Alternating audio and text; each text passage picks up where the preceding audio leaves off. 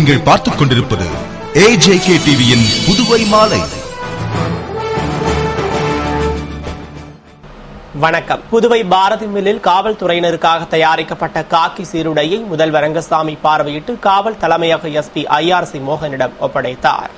புதுவை முதல்வர் ரங்கசாமியின் உத்தரவுப்படி பாரதி மில்லில் காவல்துறையினருக்காக காக்கி நிற சீருடை ஒரு காவலருக்கு தலா 6 மீட்டர் வீதம் 50 லட்சம் ரூபாய் மதிப்பீட்டில் 50,000 மீட்டர் தயாரிக்கப்பட்டது. அந்த சீருடையின் மாதிரியை முதலமைச்சரின் பார்வைக்காக பாரதி மில் தலைவர் பாஸ்கர் எடுத்துச் சென்று காண்பித்தார். அந்த சீருடையை பார்வையிட்டு தரத்தை ஆய்வு செய்த முதல்வர் ரங்கசாமி சீருடையினை காவல் தலைமையக SP IRC மோகனிடம் ஒப்படைத்தார். அப்போது பாரதி மில் மேலாண் இயக்குநர் ஜான்சன், பொது மேலாளர் குருமூர்த்தி, காவல் ஆய்வாளர் அங்கப்பன் மற்றும் பலர் உடனிருந்தனர். உள்ளாட்சி தேர்தலில் பிற்படுத்தப்பட்ட வகுப்பினருக்கு 27% இடஒதுக்கீடு அளிப்பது தொடர்பாக அமைச்சர் பன்னீர்செல்வம் தலைமையில் ஆலோசனை கூட்டம் நடைபெற்றது. புதுவை பிற்படுத்தப்பட்டோர் ஆணையம் மூலம் பிற்படுத்தப்பட்ட வகுப்பினரை கணக்கெடுத்து புதுவை நகராட்சிகள் சட்டம் மற்றும் கிராம மற்றும் கொம்யூன் பஞ்சாயத்துகள் சட்டப்படி உள்ளாட்சி தேர்தலில் பிற்படுத்தப்பட்ட வகுப்பினருக்கு 27% இடஒதுக்கீடு வழங்குவது குறித்த ஆலோசனை கூட்டம் உள்ளாட்சித்துறை அமைச்சர் அலுவலகத்தில் அமைச்சர்கள் பன்னீர்செல்வம், ராஜவேலு ஆகியோர் தலைமையில் நடைபெற்றது. தலைமை தேர்தல் அதிகாரி ஸ்ரீகாந்த், வருவாய்த்துறை செயலர் தீபக்குமார், மாநில பிற்படுத்தப்பட்டோர் ஆணைய தலைவரும் உள்ளாட்சித்துறை இயக்குநருமான ரவி பிரகாஷ், வார்டு மறுசீரமைப்பு குழு தலைவர் பன்னீர்செல்வம், சமூக நலத்துறை இயக்குநர் உத்தமன், புதுவை நகராட்சி ஆணையர் ராஜமாணிக்கம், உள்ளாட்சித்துறை துணை இயக்குநர் ஜான்சன் உள்ளிட்டோர் கலந்து கொண்ட கூட்டத்தில் புதுவையில் உள்ளாட்சி தேர்தல் நடத்துவது குறித்த வழக்கில் சென்னை உயர்நீதிமன்றம் அளித்த தீர்ப்பில் மக்கள் தொகை கணக்கெடுப்பின்படி பிற்படுத்தப்பட்ட வகுப்பினருக்கான இடஒதுக்கீடு வழங்கப்பட்டு அதன் அடிப்படையில் உள்ளாட்சி தேர்தல் நடத்த வேண்டும் என உத்தரவிடப்பட்டது. அந்த ஆணையை செயல்படுத்தும் நோக்கில் 2011ஆம் ஆண்டு மக்கள் தொகை கணக்கெடுப்பின்படி வார்டு மறுசீரமைப்புக்காக ஒரு குழு ஏற்படுத்தப்பட்டு வார்டு மறுசீரமைப்பு குறித்து வருவதையும், சமூக பொருளாதார கணக்கெடுப்பு குறித்தும் பிற்படுத்தப்பட்ட வகுப்பினருக்கான இடஒதுக்கீடு குறித்தும் ஆலோசிக்கப்பட்டது. ரம்ஜான் நோன்பு துவங்கியுள்ளதை அடுத்து முஸ்லிம் மக்களுக்கு ஆளுநர் வீரேந்திர கட்டாரியா வாழ்த்து தெரிவித்துள்ளார். இதுகுறித்து ஆளுநர் வீரேந்திர கட்டாரியா கூறுகையில், புனித ரம்ஜான் மாதத்தில் உண்ணா நோன்பு ஏற்பது முஸ்லிம் மக்களின் புனித கடமையாகவும் சிறந்த வழிபாடாகவும் கருதப்படுகிறது. மேலும் நோன்பு இருப்பதால் ஒருவரின் உடல் ரீதியான எண்ணங்களை கட்டுப்படுத்துவது மட்டுமின்றி உணர்ச்சிகள் மற்றும் கவலைகளை கட்டுப்படுத்த முடிகிறது என்றார். தொடர்ந்து நோன்பு இருப்பதால் அனைவருக்கும் பகிர்ந்தளிக்கும் எண்ணம் ஏற்படுத்துவதோடு கருணை உள்ளம் காணப்படுகிறது மற்றும் உலகத்திற்கு சகோதரத்துவத்தை வலியுறுத்துவதால் ரம்ஜான் மாதத்தில் நோன்பிற்கு முக்கிய இடம் அளிக்கப்பட்டுள்ளதாக தான் கருதுவதாக தெரிவித்த அவர், மேலும் அனைத்து முஸ்லிம் மக்களுக்கும் தனது வாழ்த்துக்களை தெரிவித்துக் கொண்டதாக கூறினார். தந்தி சேவையை நிறுத்துவதை கண்டித்து BSNL ஊழியர்கள் தலைமை அலுவலகம் எதிரில் தர்ணா போராட்டத்தில் ஈடுபட்டனர். புதுவை BSNL ஊழியர்கள் பாரம்பரியமிக்க தந்தி சேவையை நிறுத்துவதை கைவிட வேண்டும், நடுத்தர மற்றும் அடித்தட்டு மக்களின் சேவைக்கு பயன்படும் தந்தி சேவை தொடர்ந்து வழங்கிட வேண்டும், மக்களின் சேவைக்காக நடத்தப்படும் தந்தி சேவை மூலம் ஏற்படும் இழப்பை ஈடு செய்ய வேண்டும் என வலியுறுத்தி தலைமை அலுவலகம் முன்பு ஊழியர்கள் சங்க மாவட்ட தலைவர் சங்கரன் தலைமையில் தர்ணா போராட்டத்தில் ஈடுபட்டனர். மாவட்ட செயலர்கள் சுப்பிரமணியன், அன்பழகன், அருணகிரி, ஆரோக்கியராஜ் உள்ளிட்டோர் விளக்க உரையாற்றிய போராட்டத்தில் BSNL ஊழியர்கள் ஏராளமானோர் பங்கேற்று கோரிக்கையை வலியுறுத்தி கோஷமிட்டனர். நிறைவில் மாவட்ட பொருளாளர் முருகையன் நன்றி கூறினார். புதுவையில் வேலைக்கான எந்த உத்தரவாதமும் இல்லாததால் ஆசிரியர் தகுதி தேர்வில் பங்கேற்க ஆசிரியர்கள் தயக்கம் காட்டுகின்றனர். தமிழகம் மற்றும் புதுவையில் 2013ஆம் ஆண்டிற்கான ஆசிரியர் தகுதி தேர்வு அடுத்த மாதம் 17, 18ஆம் தேதிகளில் நடைபெறுகிறது. தமிழக அரசின் ஆசிரியர் தேர்வு வாரியம் நடத்தும் இந்த தேர்வில் புதுவை மாநிலத்திற்கென தனியாக 20,000 விண்ணப்பங்கள் அச்சடிக்கப்பட்டு கடந்த 3ஆம் தேதி விண்ணப்ப விநியோகத்தினை கல்வித்துறை இயக்குநர் வல்லவன் துவக்கி வைத்தார். ஆனால் இதுவரை 8,500 விண்ணப்பங்கள் மட்டுமே விற்பனையாகி அவற்றில் 2,500 பூர்த்தி செய்யப்பட்ட விண்ணப்பங்கள் மட்டுமே பெறப்பட்டுள்ளது. விண்ணப்பங்கள் சமர்ப்பிக்க 15ஆம் தேதியே கடைசி நாள் என்ற நிலையில் தகுதி தேர்வு எழுத ஆசிரியர்கள் ஆர்வம் காட்டவில்லை. ஏனெனில் தமிழகத்தில் தகுதி தேர்வில் வெற்றி பெறுபவர்களுக்கு உடனுக்குடன் அரசு ஆசிரியர் பணி வழங்கப்படுகிறது. தேர்வில் வென்றால் வேலை நிச்சயம் என்ற நிலையும் தமிழகத்தில் உள்ளது. அதுபோன்று புதுவையிலும் தகுதி தேர்வில் வெற்றி பெற்றால் வேலை கிடைக்கும் என்ற எதிர்பார்ப்பில் கடந்த ஆண்டு DTED, BEd ஆசிரியர்கள் போட்டி போட்டுக்கொண்டு விண்ணப்பங்களை பெற்று தேர்வு எழுதினர். ஆனால் புதுவையில் வேலைக்கான எந்த உத்தரவாதமும் இல்லை. மேலும் கடந்த ஆண்டு தேர்வில் வெற்றி பெற்றவர்களுக்கே இதுவரையிலும் ஆசிரியர் பணி வழங்கப்படவில்லை. ஆகையால் இந்த ஆண்டு ஆசிரியர் தகுதி தேர்வில் பங்கேற்க ஆசிரியர்கள் தயக்கம் காட்டுகின்றனர்.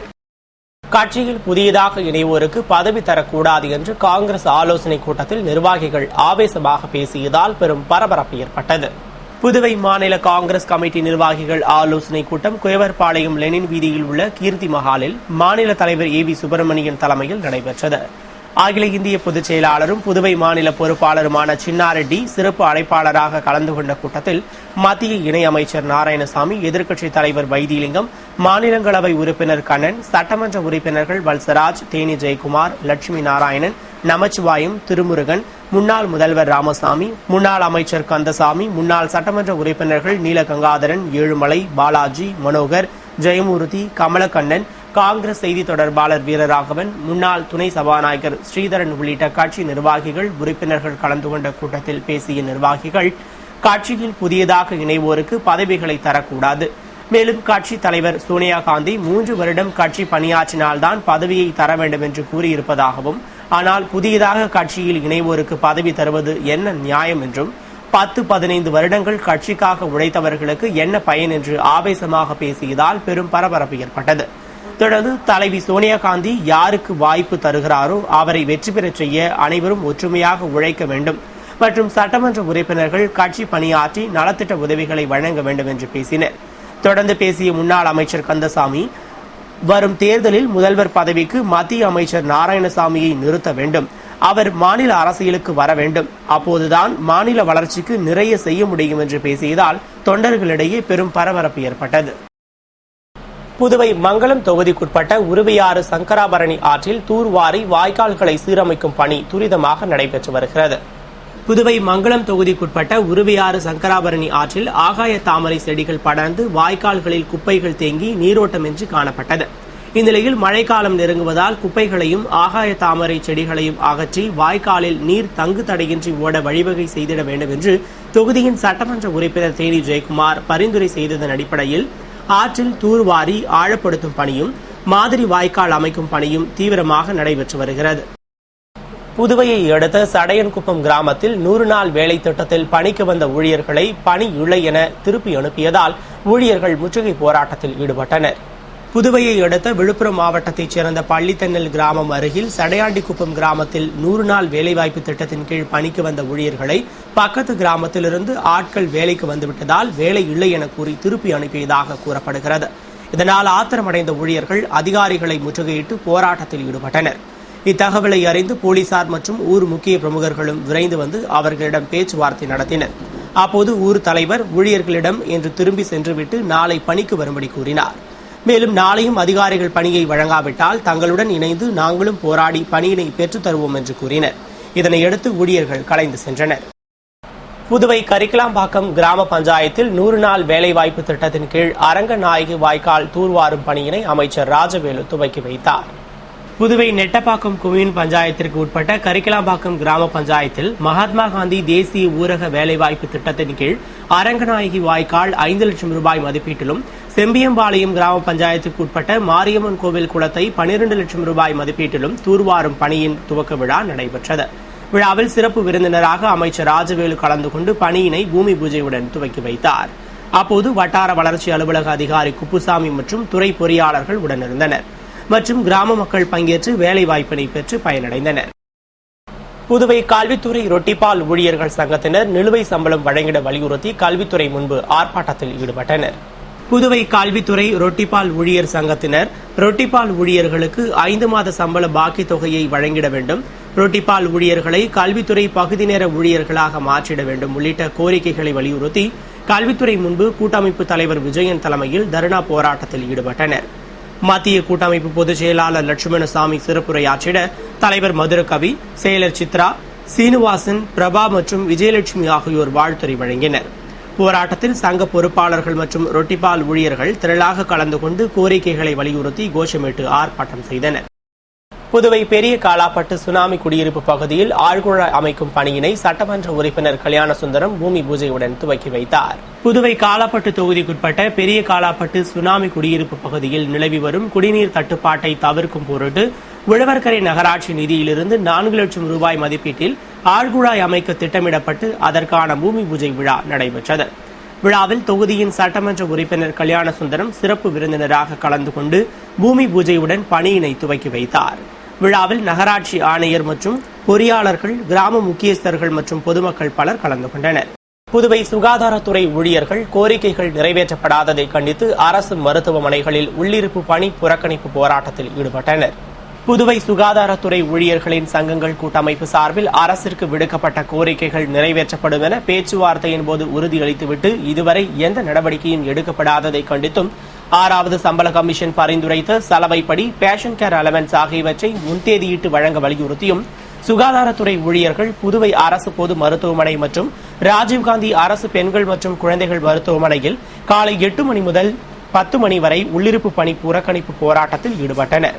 சங்க கௌரவ தலைவர் கண்ணையன் தலைமையில் தலைவர் இருசப்பன் முன்னிலையில் நடைபெற்ற போராட்டத்தால் சுமார் 2 மணி நேரம் மருத்துவ பணிகள் பாதிக்கப்பட்ட நிலையில் சுகாதாரத்துறை கோரிக்கைகளை நிறைவேற்றாவிட்டால் அடுத்த கட்ட போராட்டம் நடத்தவும் ஊழியர்கள் முடிவு செய்துள்ளனர்.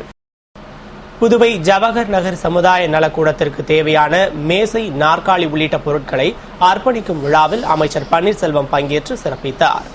புதுவை உழவர்கரை நகராட்சிக்கு சொந்தமான ஜவஹர் நகர் சமுதாய நலக்கூடத்தில் உணவு அருந்துவதற்கு தேவையான நாற்காலி, மேஜை போன்றவை இல்லாததால் குறைந்த வாடகையில் சமுதாய நலக்கூடத்தை சுப காரியங்களுக்காக பயன்படுத்தி வந்த ஏழை எளிய மக்கள் மிகவும் சிரமத்திற்கு ஆளானார்கள். எனவே உள்ளாட்சித்துறை அமைச்சர் பன்னீர்செல்வத்தின் சீரிய முயற்சியால் 8,50,000 ரூபாய் மதிப்பீட்டில் 350 நாற்காலிகள், 40 மேசைகள் வாங்கப்பட்டு அதனை மக்கள் பயன்பாட்டிற்கு அர்ப்பணிப்பு விழா நடைபெற்றது. விழாவில் அமைச்சர் பன்னீர்செல்வம் கலந்து கொண்டு மேஜை மற்றும் நாற்காலிகளை பொதுமக்கள் பயன்பாட்டிற்கு அர்ப்பணித்தார். விழாவில் உழவர்கரை நகராட்சி ஆணையர் அழகிரி, துறை பொறியாளர்கள், ஊர் முக்கிய பிரமுகர்கள் ஆகியோர் கலந்து கொண்டனர். இத்துடன் செய்திகள் நிறைவடைந்தன. வணக்கம்.